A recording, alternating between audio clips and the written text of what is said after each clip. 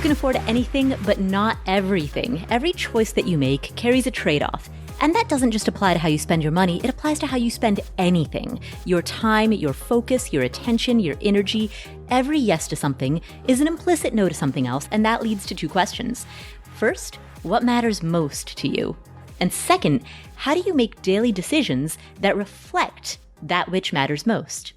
Answering these two questions is a lifetime practice, and that's what this podcast is here to explore. My name is Paula Pant. I am the host of the Afford Anything podcast, and today, my friend, the brilliant Farnoosh Torabi, joins us. Farnoosh is the host of one of the most popular personal finance podcasts in the world of podcasting. It's called the So Money Podcast, and it's an award-winning podcast with excellent guests. She has been covering personal finance as a journalist for nearly 2 decades. She has a master's in journalism from Columbia University, and she started her career 17 years ago as a reporter for Money Magazine. After that, she became a financial correspondent for Jim Cramer's The Street, and then joined Yahoo Finance to host a weekly video series called Financially Fit. She's the author of many books, including When She Makes More, which is a book about breadwinning women, households in which women out-earn their partners. She hosted CNBC's primetime show, Follow the Leader. She is a contributing editor at Oprah Magazine. She is the newest opinion columnist for Bloomberg Business. And she is a contributing editor at NextAdvisor, a personal finance platform made in partnership with Time. In short, she knows the world of personal finance inside and out, and she is here today to talk about the events of 2020 and why this year is a real reckoning. Here she is, Farnoosh Torabi. Hi, Farnoosh. Hi, Paula. How are you? I'm excellent. How are you doing? Doing good, my friend. Just moved in a pandemic. So, no big deal. What, is there something going on in the year 2020? I hadn't noticed. What isn't going on in the year 2020 is the correct question. Exactly. Farnoosh, you've been reporting on personal finance since you joined Money Magazine in 2003. In 2 decades of covering this world, what changes have you seen? What evolution have you seen? So much. Well, I would say firstly, it's who's telling the stories and who's providing the advice. That's definitely changed. Where I think when I started, it felt like it was a lot of men, white men, giving us financial advice.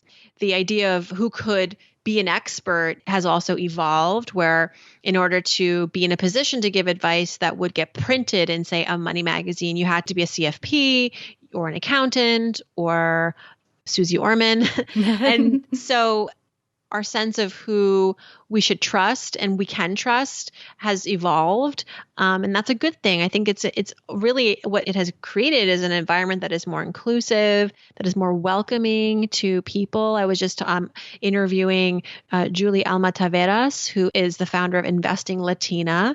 She runs a YouTube and an Instagram helping fellow female Latinas learn about investing and money. And we were talking just kind of about this. 20 years ago, there were absolutely zero, I think, I'm guessing, like women who were like Julie, who were giving financial advice to other Latina women. And because even today we were trying to count how many people are out there with this platform that she has. And we counted like a dozen maybe. So I think that it's become more multicultural. I think also the definition of what is the pursuit of financial freedom or what rich means to us has evolved also. And looking back again to when I was first covering this space, there were a lot of books and articles like, here are the 5 absolute things that you must do in order to achieve financial success. And I think that those rules are no longer so hard and fast, and they're not so few. We're encouraging everybody now to develop their own personal path, their own personal sense of financial freedom. And again, that goes back to all the different new voices that are in the space, giving advice and sharing their stories.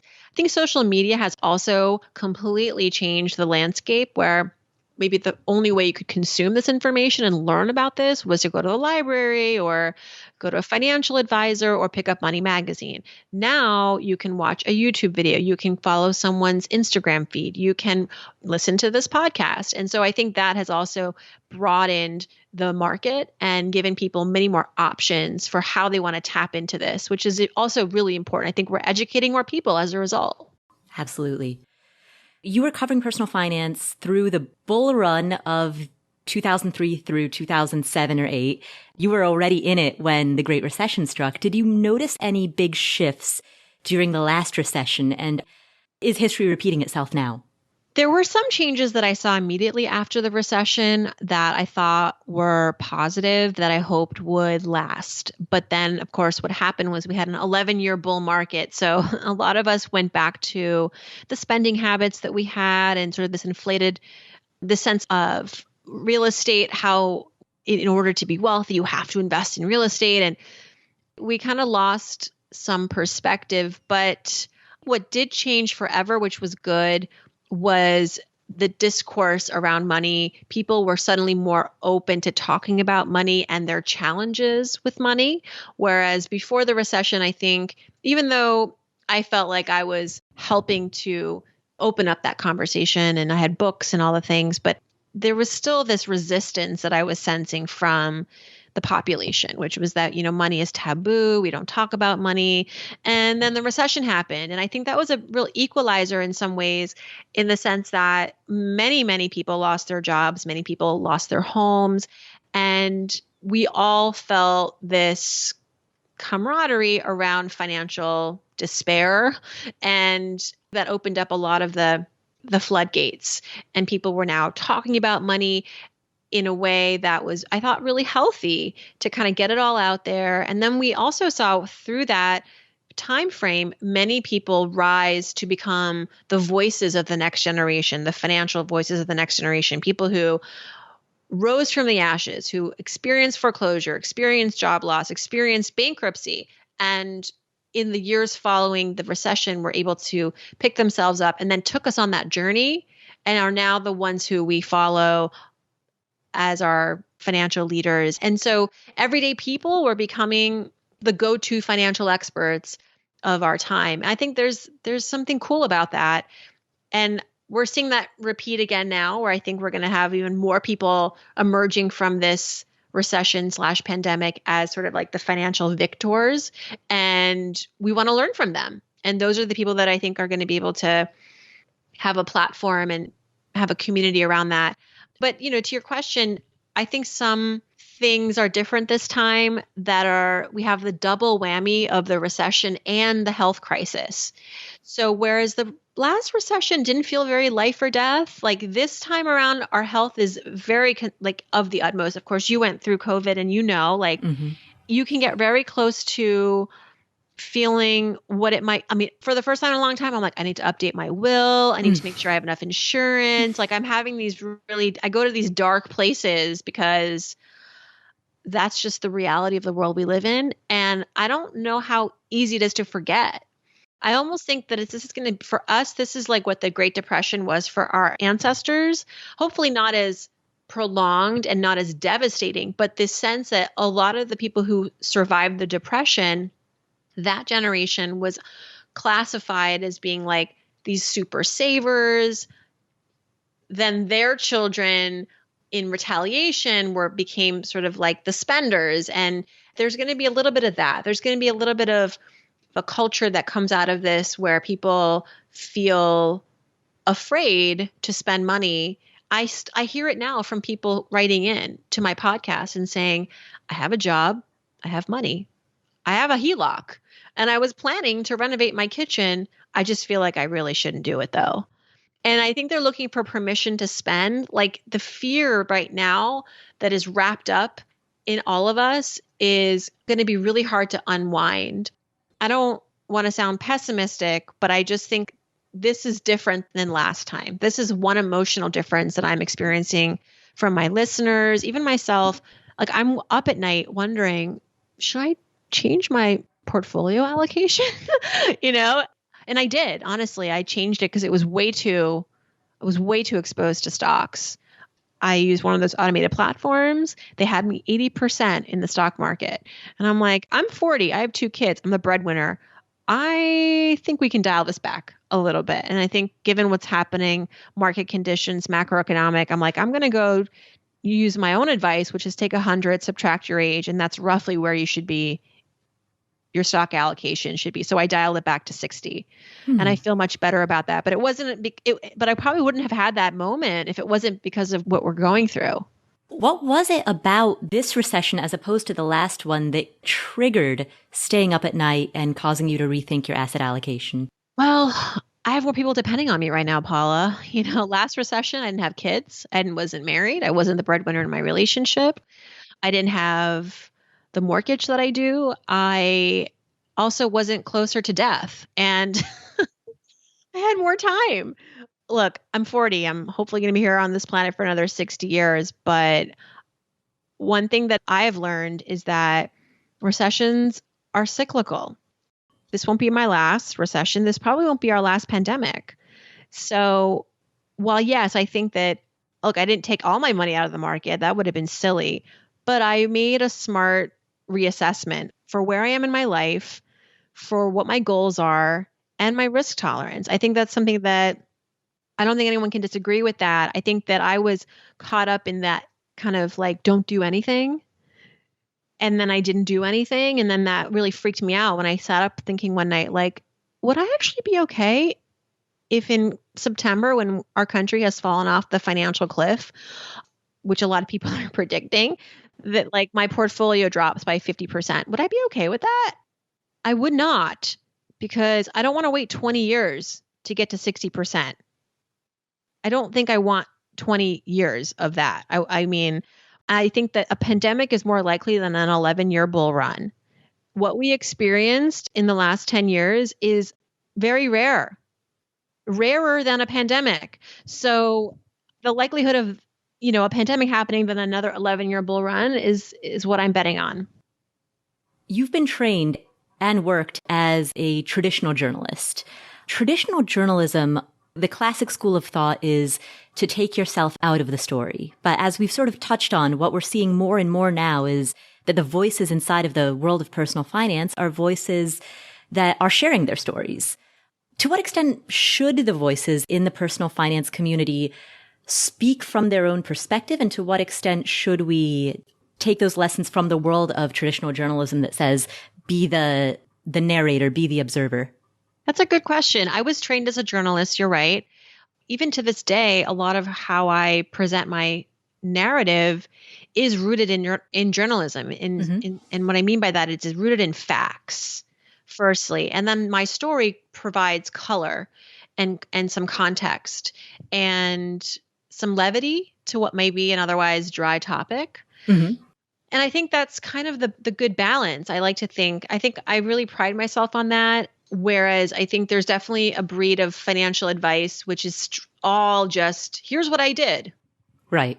And you have to take all of that only to some, with a grain of salt a little bit, because that's not going to be something that everybody can do. And it sometimes may not be the correct thing to do. It worked for that person. But, when you're talking about money, which is very serious, and you don't want people to lose money because they followed advice that was incorrect or poorly presented, you have to really take this with a lot of responsibility. And so if you are that person who's just sharing the advice from your perspective, that's fine. But I think that's important to just make that clear, that you're not presenting this as how everyone should do it, or or that this is the definitive way to do something, that you're just sharing your story. Because it is for this reason why certified financial professionals have to go through rigorous exams and rigorous licensing and rigorous oversight, because we're talking about people's money. You want to make sure that if you're certified, that you're kind of following certain rules and a playbook, because you don't want to get in an area where you're confusing people or you're misguiding people. So it's a delicate balance. For me, the topic is so dry, you have to make it exciting. And sometimes something as little as like telling people how you did it is what draws them in. You also want to bring in research. You want to bring in data. You want to bring in other people's perspectives as well. So that's how I've always approached it. It's kind of a blend of journalism and the personal voice. That reminds me of the shape of a news article, the anecdotal intro that then opens into facts and reporting on the broader context. Mm-hmm. How do we talk about issues related to people of color in the world of personal finance? How do we discuss that without overgeneralizing?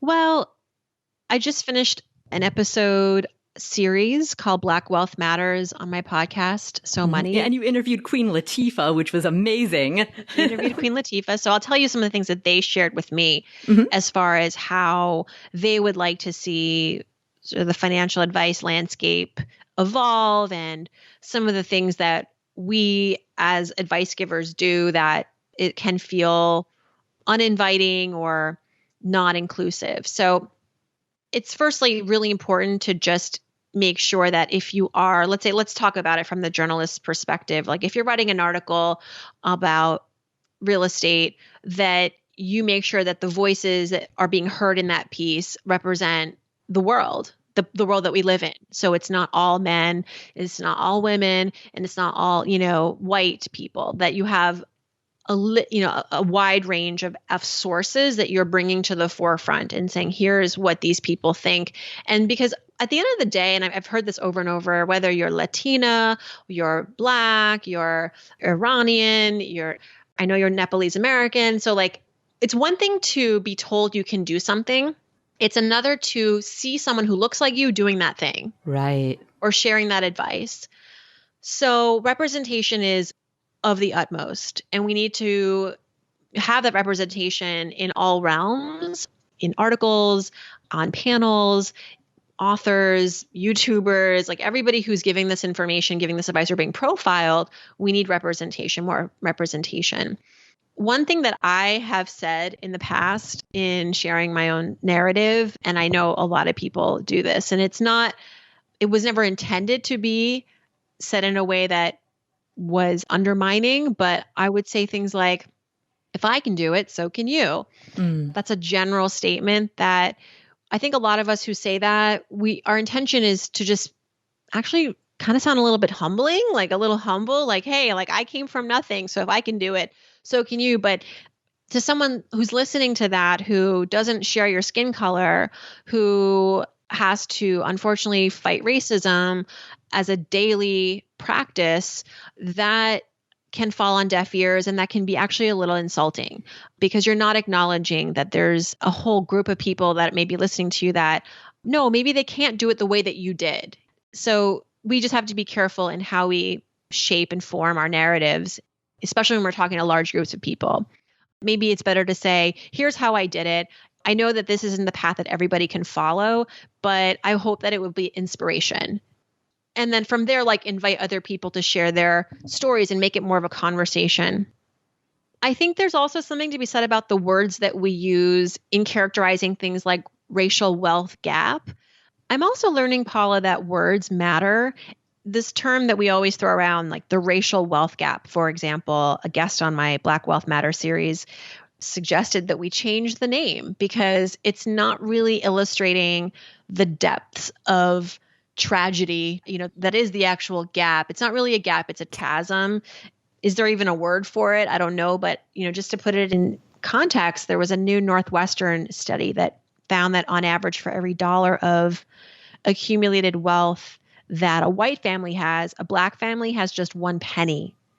So is that a gap? I don't know. That feels like a lot more severe to me. In our culture, we think of gaps. We think of minding gaps. We don't think of like building these monstrous bridges, which is really what this takes over this particular gap. And so, yeah, it was Yami Rose on my podcast who came on the show. He's a founder of a company called Of Color.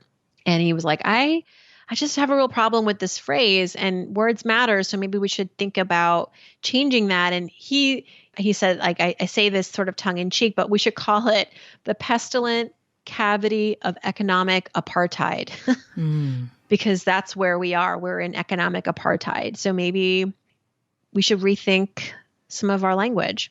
You're right. When you hear the word gap, you think of that tiny little gap on the subway platform. I'm just going to hop over it. Right. It's going to take more than that. We're seeing already like some words just being canceled. Like I just learned that the term master bedroom, Paula, actually dates back to slavery. So master obviously being, the master of a slave, that the biggest bedroom in your house is usually described as a master bedroom. Well, some real estate agents and real estate companies are removing that word from all of their listings because they don't want to trigger any, and they just think it's like a dated word and no longer serves a place in our society today. So I think words matter. And I think that that's something that I'm becoming more conscious about in my writing and in how I think about storytelling. I've been recently writing for NextAdvisor.com, which is a new platform, financial platform powered by Time Magazine. And we're really interested in bringing more of these multicultural voices to the forefront. And I've got an article going up soon about the top things I learned about race and money, interviewing all these experts for a month on my show. I don't want to make it just a month. As soon as that was done, I was still interviewing a lot of people of color on the show. It's just a conscious commitment now.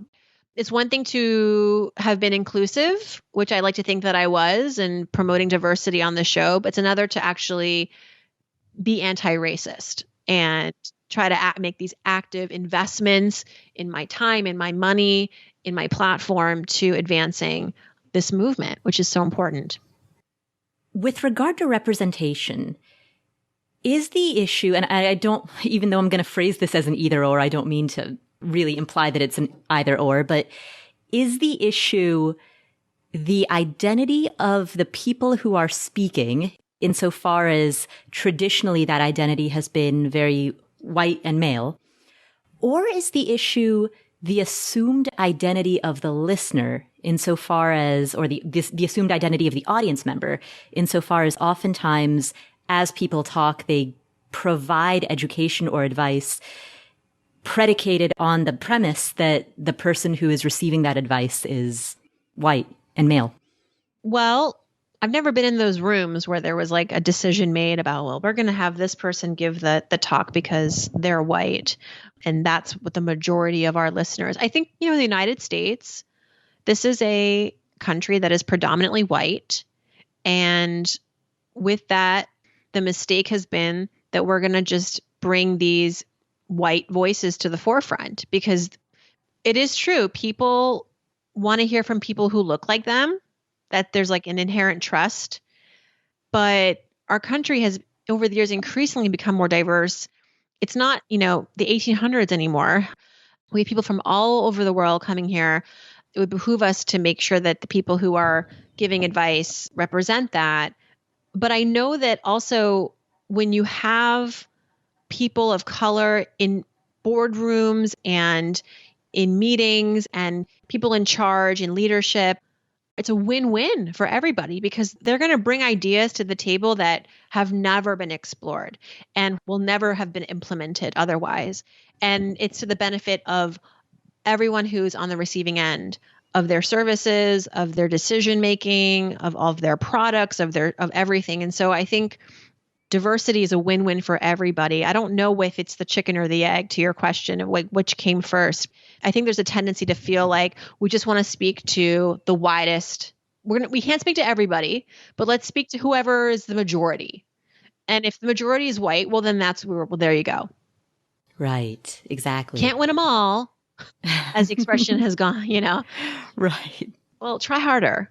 Yes, and then that does become the challenge is there's that temptation to speak to the majority or the assumed majority.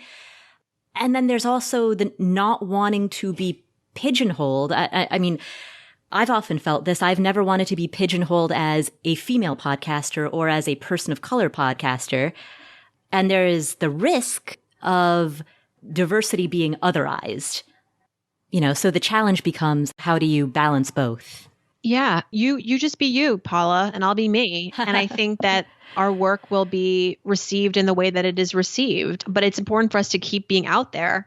We don't have to disclaim every episode of it. We don't have to introduce ourselves as if we don't want to. I don't know. It's really to each their own, but at the end of the day, I just want more visibility I want more representation. People don't have to read your bio to know that you're a woman, or they just see you and they know. Maybe they don't know that your ethnicity, and maybe that I have gotten in that. It's interesting. You can't win this and make everybody happy with whatever you decide to do. Like I have sometimes omitted that I'm an Iranian American in my bio, and some people are like, "Oh, are you ashamed of that? Like, what's going on there?" And I'm like, I honestly don't know why I didn't put it in there. Like sometimes it is, sometimes it isn't. It just sort of depends on the amount of space we had to write it and also the relevance. Like if I'm speaking to an audience that is interested in that, then we'll talk about it. But if it's not interesting context, I don't know. I don't know what the right answer to that is. It's never intentional, whatever it is. Some people expect you to be right off, like they want that to be the first thing you say. I'm a woman, I'm Iranian American. And I get it because maybe it's a marginalized community or they just feel like we need more representation. But to your point, I want to be recognized as a person who has a lot of attributes, not just because, I'm a female. You mentioned at the beginning of this conversation that money used to be a taboo topic and it is gradually becoming less taboo. In that same regard, politics, particularly in the world of personal finance, has historically been a fairly taboo topic. Especially this year, especially in the first 6 months of 2020, more people in the world of personal finance are now openly discussing politics than anything that I've seen in the last decade. Do you think that this is a positive thing? And do you think that this will continue?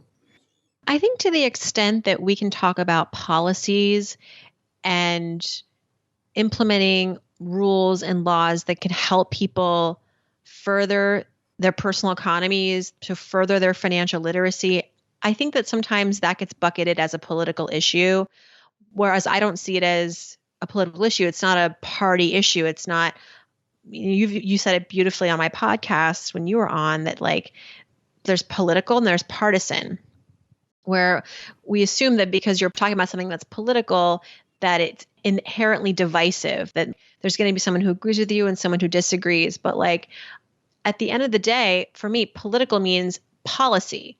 Policies have to change. There are certain things in our system, in our financial institutions, in our government, in the way schools are run that are not equitable for everybody. And we need to change those rules. We need to change those policies. So yes, those are political issues, but to deny that those policies, those political issues do not impact your bottom line is not true. If you are going to a school where there is no financial literacy, but down the road in the richer neighborhood, they are teaching those white kids about compound interest and how the stock market works and how to write a check. How is that not a problem for you? That you don't want to talk about that doesn't come up in the natural conversation you might be happening about the importance of financial literacy in this country.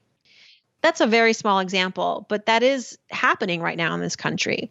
And so whether you're talking about financial literacy or access to things like healthcare and access to things like FDIC insured bank accounts in your neighborhood, those are areas for improvement. And we need to realize that financial independence, yes, a lot of it comes down to your moves and your decisions and your mindset and all the things that we talk about.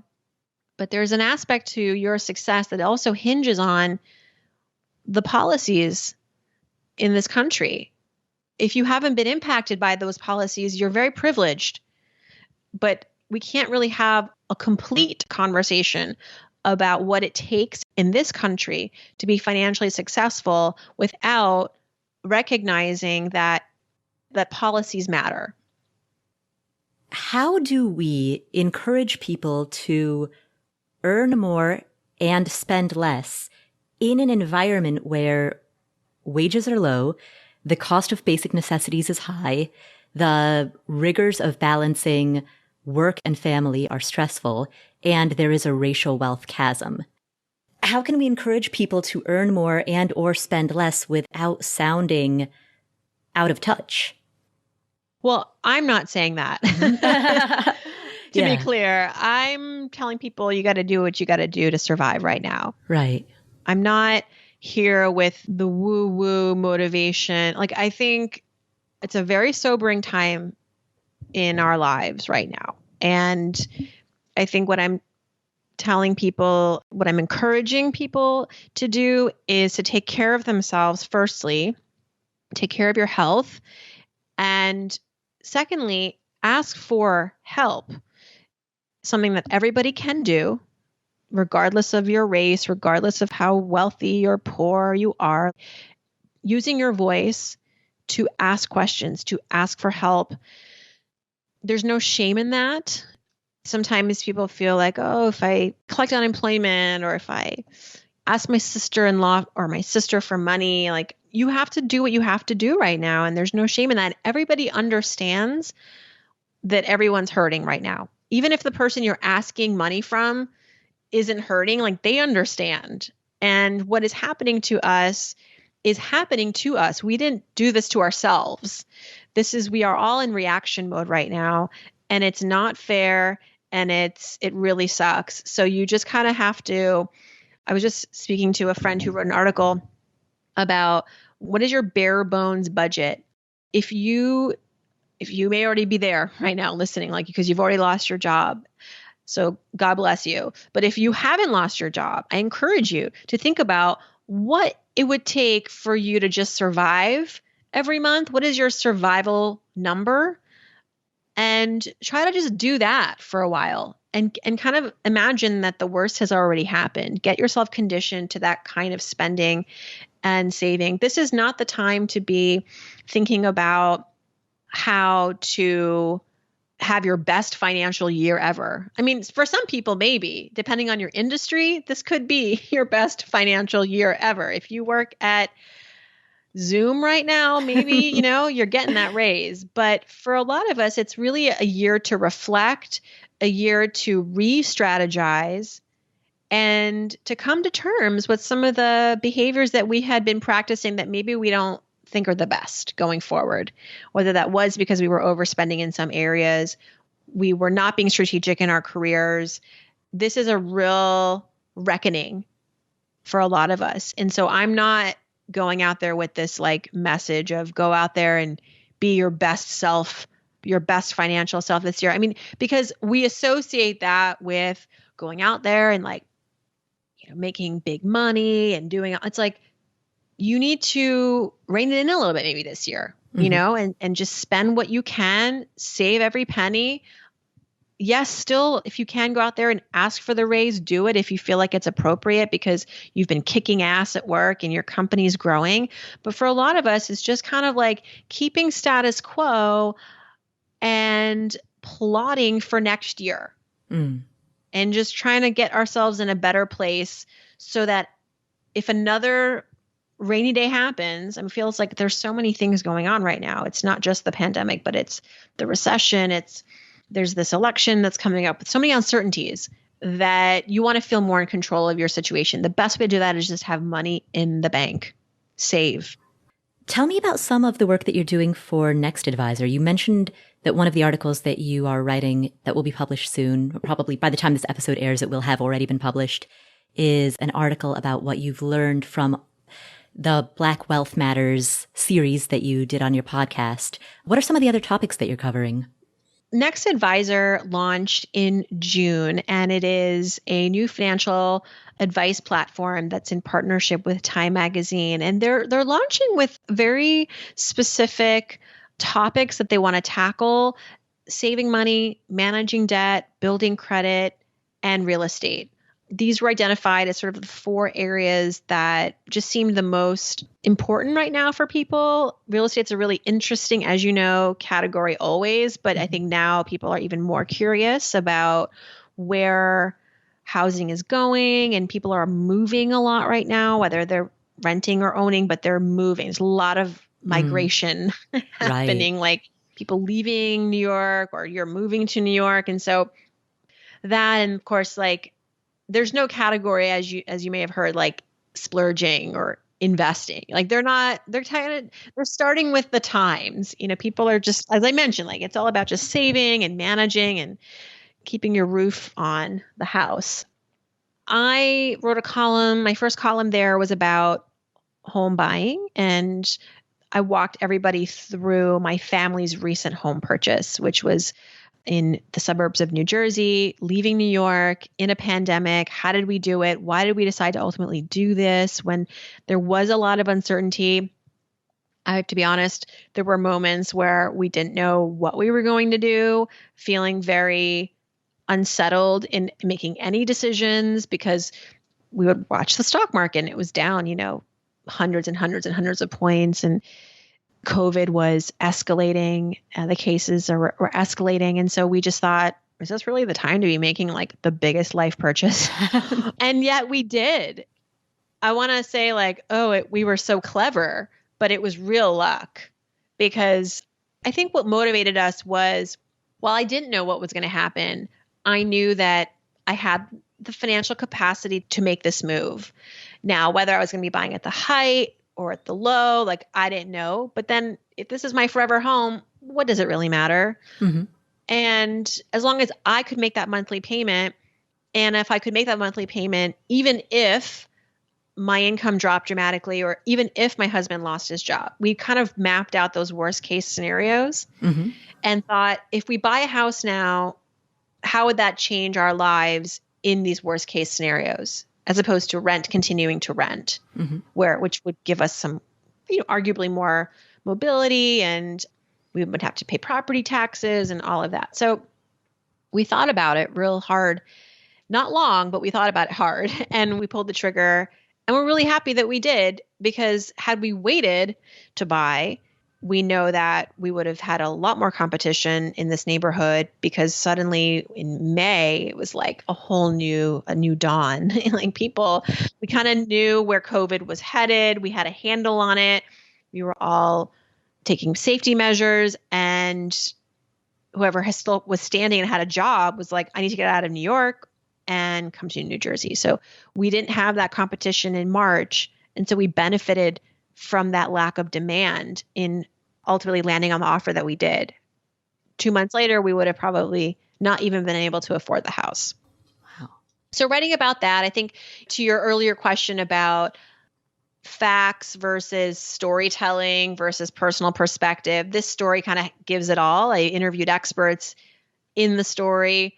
I brought in some data, but really it was my story.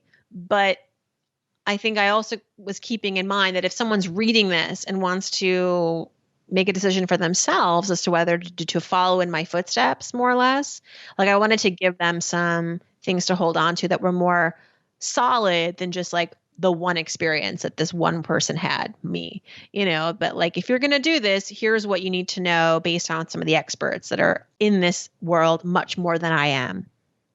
Well, thank you for spending this time with us, Farnoosh. Are there any final key takeaways that you want to emphasize?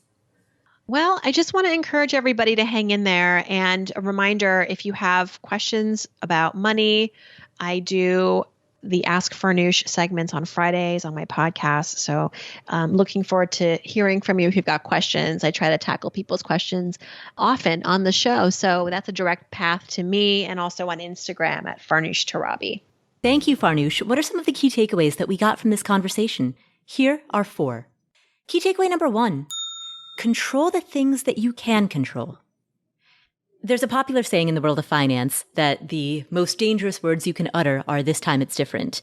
And while there are classic principles or classic laws of personal finance, such as spend less than you earn, contribute regularly to retirement accounts, have an emergency fund, while those classic principles remain constant through any bull or bear cycle, it is certainly true that 2020 has presented some incredibly unique situations. 2020 does have characteristics that do make it different from other recessions. Among these is the fact that not only are we worried about our money right now, but we're also worried about our health and the health of our loved ones. I think some things are different this time. We have the double whammy of the recession and the health crisis. I go to these dark places because that's just the reality of the world we live in. Here's what I love about what Farnoosh just said. She described a feeling. She talked about going to dark places, which describes or alludes to feelings of fear and anxiety. But in that same breath, she also described a healthy and constructive coping mechanism, which is to identify the things that are within her control and carefully manage those things, such as creating an estate plan. Now, the specific example that she cited is estate planning, but there are many other examples of this. So, for example, you could review your financial picture to make sure that your emergency fund, your cash reserves for any businesses that you operate or any rental properties that you own, make sure that those things are all solid. You can review your financials to make sure that your ongoing or recurring contributions to investment accounts and retirement accounts are where they should be. And you can make sure that your asset allocation is where you want it to be. You can review your insurances, life insurance, disability insurance. Do you have enough? Do you have enough savings to be able to cover both the deductible and the annual out-of-pocket maximum on your health insurance plans? Those are all examples of things that are within our control. And as Farnoosh outlined, dealing with those types of things, dealing with the things that we can control, creates stability in an uncertain environment. This is a good time to be having conversations with your family about caregiving and end-of-life care. This is a good time to be asking people in your family, hey, do you have a medical power of attorney or an advanced healthcare directive? Do you have life insurance? This is a good time to be talking to your siblings about what are our caregiving plans for parents and grandparents. There's so much that we don't know and so much that's outside of our control. And this time it is different insofar as we are worried about our health and we're worried about the health of the people that we care about. And so focus on the things that you can control. That is key takeaway number 1. Key takeaway number 2. Each of us are on our own path. Each and every single one of us are starting from different places with a different set of circumstances. We were faced, especially early in life, with different opportunities and different challenges. So give yourself credit for the progress that you have made. Many of us, in fact, I would go so far as to say most of us, have the goal of being in a financial position that is better than the one that we were born into.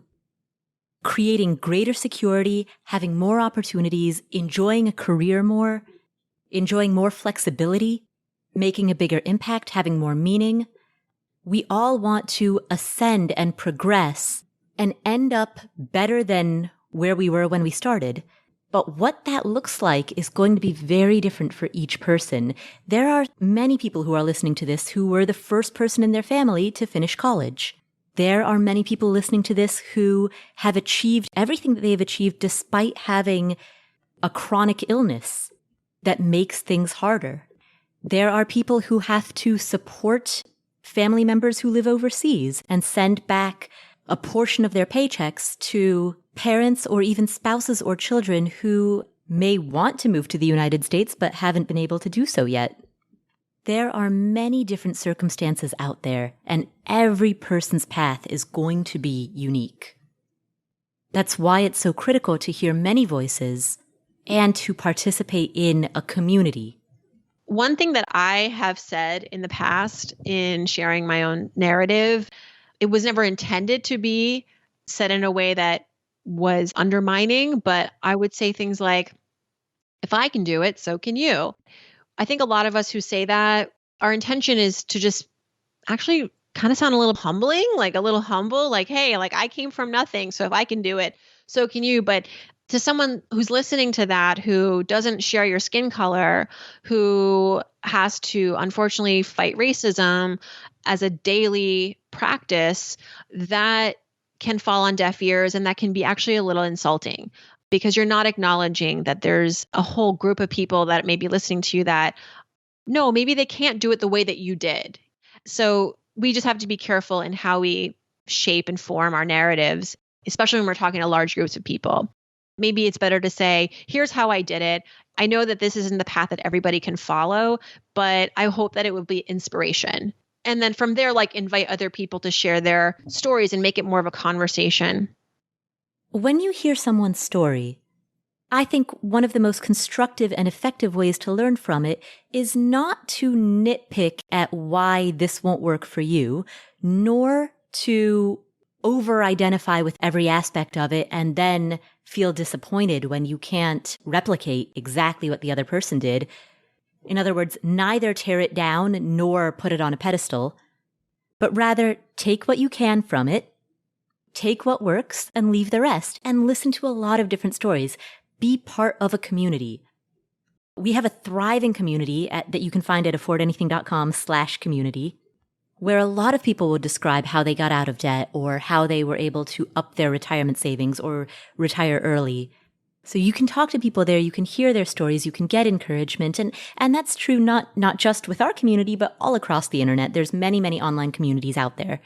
And I think what Farnoosh said really highlights the importance of that, the importance of community and of listening to a lot of different stories, hearing a lot of different voices and examples, so that you can find what works for you and you can find what connects with you.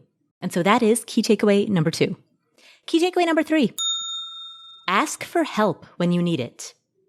This is a tough year for many people. And if you need to collect unemployment benefits, if you need to take out a loan, if you need to move out when your lease ends and downsize into something that's significantly smaller and cheaper, there is no shame in any of that. So do not ever be embarrassed about your financial situation because you're doing what you got to do. And when you need help, don't be afraid to ask for it, whether that comes in the form of asking for advice, asking for support. Ask for help when you need it. It's a very sobering time in our lives right now. What I'm encouraging people to do is to take care of themselves. Firstly, take care of your health. And secondly, ask for help. I think that's something that everybody can do, regardless of your race, regardless of how wealthy or poor you are. Using your voice to ask questions, to ask for help. There's no shame in that. There are a lot of entrepreneurs who are in this community. And if you are one of them, then there's a chance that you might run a small business that saw its revenue get decimated this year. Or you might be a freelancer or a consultant who lost a lot of clients this year. If you are a full-time W-2 employee, there's a chance that you may have been laid off or you may have been furloughed, had your hours reduced, you may have taken a pay cut. There are a lot of employees who have been laid off, and there are a lot of small business owners who have been forced to lay people off. And given the size of this community, given the fact that so many of you have both full-time day jobs and side hustles, and given the fact that this community is large enough, there are 500,000 downloads that our episodes receive every month, given the size of this community, there's a pretty darn good chance that some of you who are listening to this right now have both gotten laid off and have had to lay people off. And that sucks. That is traumatic on both sides. So no matter what your situation is, ask for help if you need it, because there is absolutely no shame in saying, look, this year, I'm just trying to survive. This is not the time to be thinking about how to have your best financial year ever. This is a real reckoning. That is key takeaway number 3. Finally, key takeaway number 4. Cash conquers all. When times are good, when there's a bull market, people are often reluctant to keep money in an emergency fund. I heard from so many people in 2016, 2017, 2018, 2019 saying, I just don't like the idea of having money in an emergency fund. It's just sitting in cash, making nothing. Essentially, they were viewing index funds, equity index funds, as essentially a high yield savings account. And that's just not the case. And in 2020, we're really seeing that. This is the year when we are reminded, and this happens every recession, we are reminded that the stock market is not a high yield savings account, and that in times of crisis, cash is a darn good safety net. If another rainy day happens, it feels like there's so many things going on right now. It's not just the pandemic, but it's the recession. There's this election that's coming up with so many uncertainties that you want to feel more in control of your situation. The best way to do that is just have money in the bank, save. So even if you are an investing enthusiast, which many people in this community are, do not be afraid to also hold a large amount of cash. Do not view your emergency fund as a lost opportunity, because in fact, it is the opposite. Your emergency fund is your primary financial safety net. Those are 4 key takeaways from this conversation with Farnoosh Torabi. If you enjoyed today's episode, chat about it with other people in the Afford Anything community. As I mentioned earlier, you can connect with other people who are listening to this at affordanything.com/community. A couple of announcements that come from our community. So we now have a book club and a brand new accountability group for healthy living. There were members of the community who said that they wanted to be held accountable for things like getting more sleep, eating better, and exercising. And so we created a tribe inside of the community that creates an accountability group for that. So you can join that. You can be part of the book club, connect with other people in this community at affordanything.com/community. Thank you so much for tuning in. My name is Paula Pant. This is the Afford Anything podcast. If you enjoyed today's episode, please hit subscribe or follow in whatever app you're using to listen to this show so that you don't miss any of our awesome upcoming episodes. And don't forget to share this with a friend. Thanks again for tuning in. This is the Afford Anything podcast, and I will catch you in the next episode.